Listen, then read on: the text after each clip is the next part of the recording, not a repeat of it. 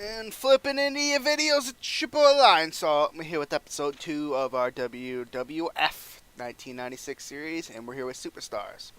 So before we get into the show, I didn't check if it's an A show or a B show. I think it's a B show. I'm booking it like a B show, and we might lose popularity if it's an A show. But, no.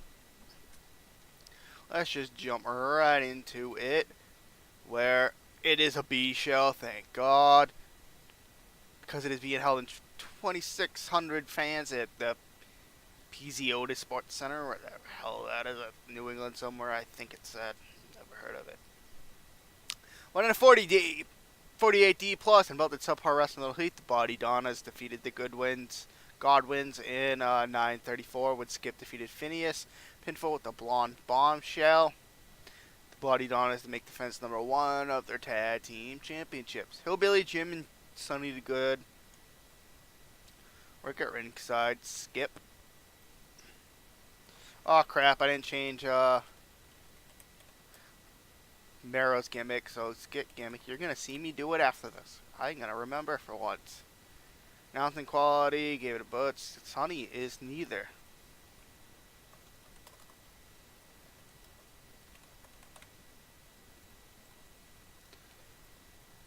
Hog had a 54, Pig had a 41, Zip had a 48, and Skip had a 49, and Hog is improving.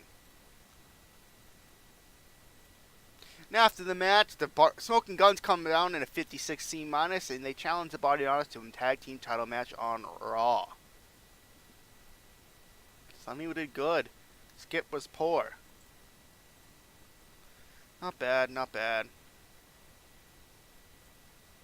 And then in a 58 C- in a decent match, Savio Vega defeats Stone Cold in 13 minutes, but pinfall with a quick cradle. Announce quality lift the match. Savio Vega at a 51, Stone Cold at a 67. I did not realize that before Stone Cold did his, I don't remember any of this. I was 3 years old when I watched all this at the first time. Stone Cold was losing to Savio Vega before he won the King of the Ring. Like, thank God for the Madison Square Garden incident. Curtain call, because this man losing to this man, Savio Vega was wasted. Good. Match is over. Savio Vega celebrating. Steve Austin looks angry, jumps him, beats him down in a 42D.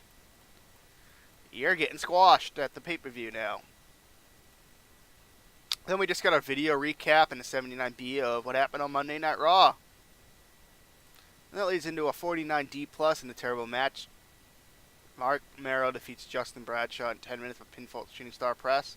Sable's back here, and she's doing good work with Mark Merrow. She got a very good sexy gimmick. Good. Bradshaw at a 35, Merrow at a 51, and Mark Merrow's improving in Rumble. And then in a 62C, Triple H tries to get at Mark Merrow again, but he gets away this time. No worker improvements, no specific comments, 58C. I am not going anywhere until I change the gimmicks. So, there's the man.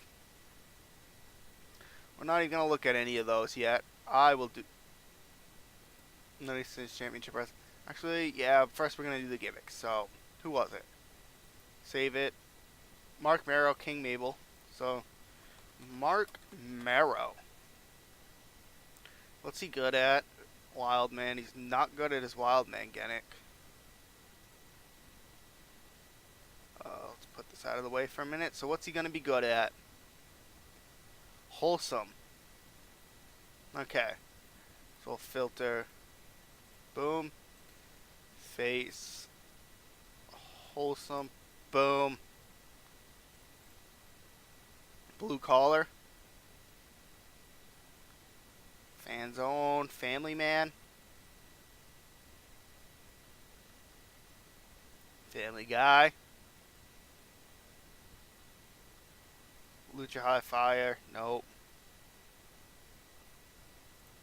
Hometown Hero Jr. Nope. Just gonna do an old school face. Because I don't know what else to do him, so you're going to have an old school face gimmick. Then it was King Mabel. specialty. He is good at a brute.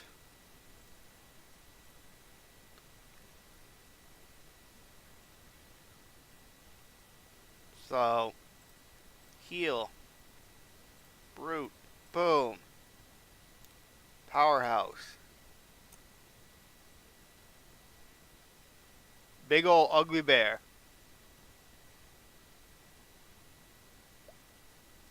Alright. Just gonna do powerhouse. Now, who else was it? Zip and Sunny? Skip and Sunny. So, Chris Candido is good at wholesome.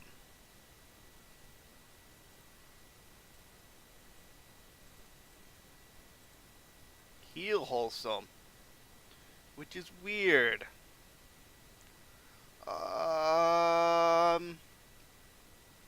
Create a wrestler? Nah. Comedian? Nah. Blue collar? Nah.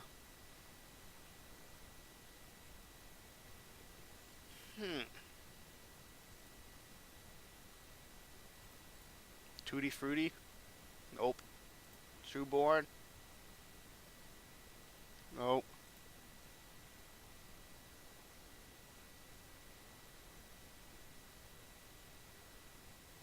Sure, we're gonna do Teen Idol Junior, and then it was Sunny. What is hers?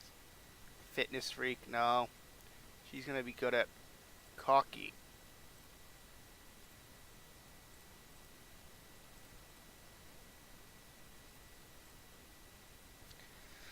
Daddy's little girl? No.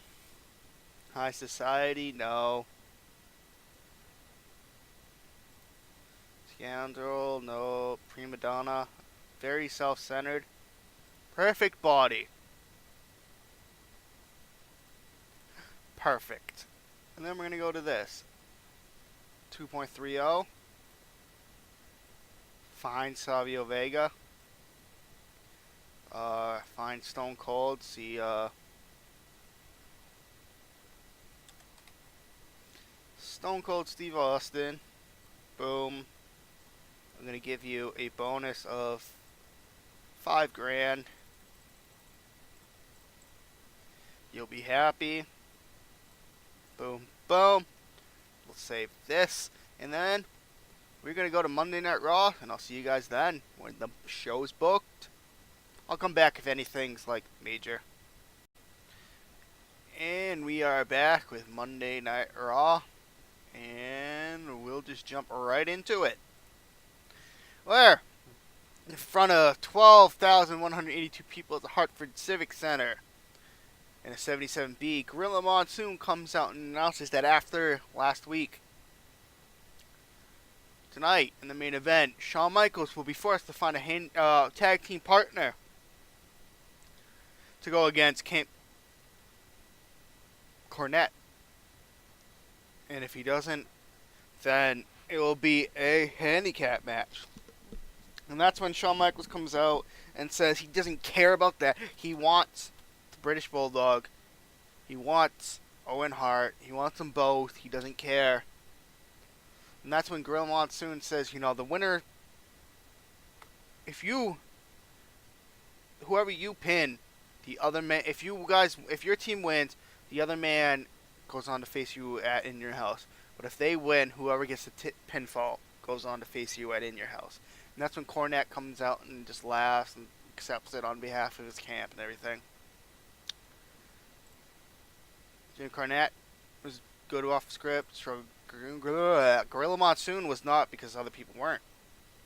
Gorilla Monsoon was poor.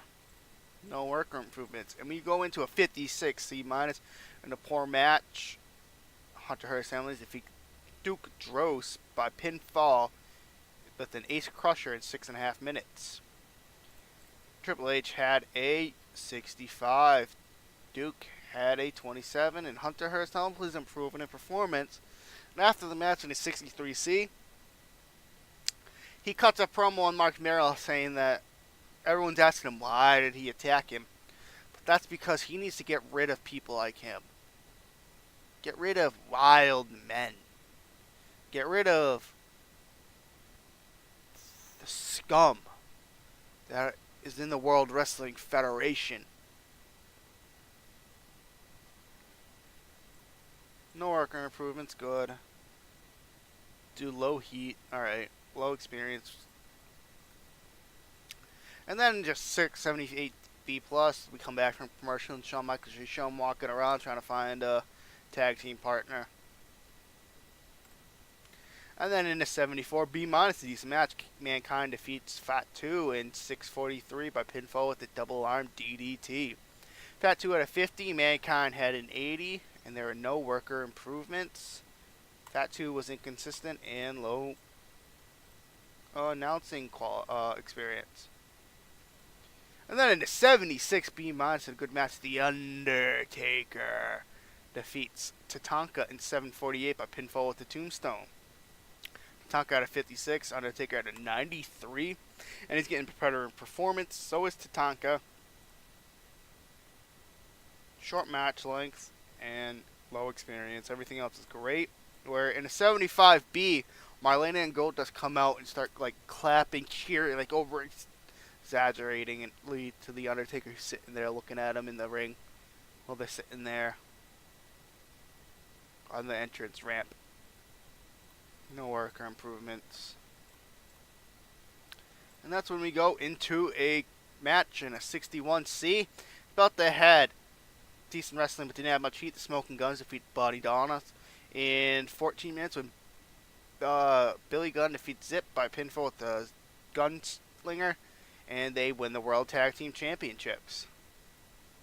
So Sonny did some good work. Zip had a 49, Skip had a 52. Billy had a 56, Bart had a 55, Zip is improving. And let's change some gimmicks. Skip's average of his teen idol. I don't care if it was too soon after his last one. Great, perfect body, because she did back then. Not so much now. And then in 82B, HBK walks up to Marty Jannetty. And like, we've had our differences. We were great tag team partners. And I wouldn't be here if I didn't need you. Now you can say no. And I'll go out there and I'll steal the show because that's what I do. But for me, for these people, for yourself, one night, let's go out there. Let's show that you still got it. Let's show that we're the best around. And it doesn't matter if it was 10 years ago, 10 years from now, or tonight. The Rockers are the best that there ever was. And Marty Jannetty just looks at him like, you're on. Marty Jannetty developing better performance skills. Marty Jannetty looked poor, but Shawn Michaels looked good. And that's when we go into an 81B to belt the head.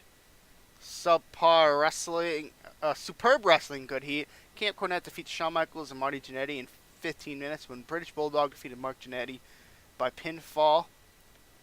Shawn Michaels carried the performance, match in terms of performance, and Marty Jannetty was the weak link. Jim Cornette did good work at ringside. Shawn Michaels and Marty Jannetty good. Shawn Michaels stood up for being good because he had a 100. Marty Jannetty had a 69. Nice. British Bulldog had a 79, and Owen Hart had an 81. British Bulldog's getting better too.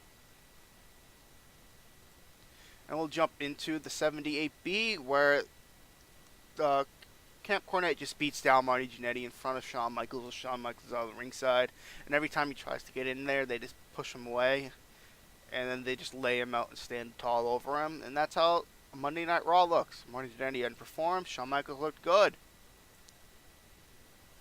79B, the show increased the popularity in 7 regions, but lost it in 7. So not as good as last time. Not as good. It's hard. Like, I see why WCW was ahead of them. Like, there are 0 stars. I mean, 0. And I'm screwed until Bret Hart comes back. Madman Pondo. Rating 40. Alright. Yeah, sure. But Bret Hart's coming back in 2 months. Sid's coming back soon. And then I'll have 2 more people. But it's like, I'll show you my main eventers, my mic moves and everything. But main eventers. Jerry Lawler, I'm not putting him in the main event. British Bulldog. Mankind. So, heel. Face. Then my upper mid-carders. Face. He was just the main eventer. Heel. Face. Heel. Marty Jannetty went up, didn't he? I'm not sure. I gotta auto push everyone after. But, now I see it. Calendar. We got 2 weeks. We got this show and then 3 shows and then our pay-per-view. So, 1 episode. Oh. So, looks like next week's episode's gonna be 3 shows. Which isn't bad, because I want the pay-per-view to be on its own. So 3 shows in the next. Unless we're going to do this. You're going to get an extra in this episode instead. So, in 2 days, I will see you guys. Alright, and we're here with this extra thrown at the end, WWF Superstars. So we just get 2 shows and then 1. And we'll be back doing just 2, until probably the pay-per-view. We'll get 3, blah, blah, blah. But anyways, in a 79B, Stone Cold cuts a promo with the $1 Million Man, blah, blah, blah, blah, blah. $1 Million Man's technically still his manager at this point. Don't worry, I'll get rid of him. Then in the next segment, in a 58C-, Stone Cold defeats Barry Horowitz with a stunner. Now to call lift of the match. Stone Cold Steve Austin at a 66. Horowitz had a 29. No worker improvements. Then we follow that with a 55C-, about that subpar wrestling in Little Heat. 1-2-3 Kid and Jesse James defeats the Godwins in 8:34 when 1-2-3 Kid defeats Henry O. Godwin by pinfall. I'm surprised that they gave him the match. Oh, it's because they got excellent chemistry. And he carried the match. I just let the game pick a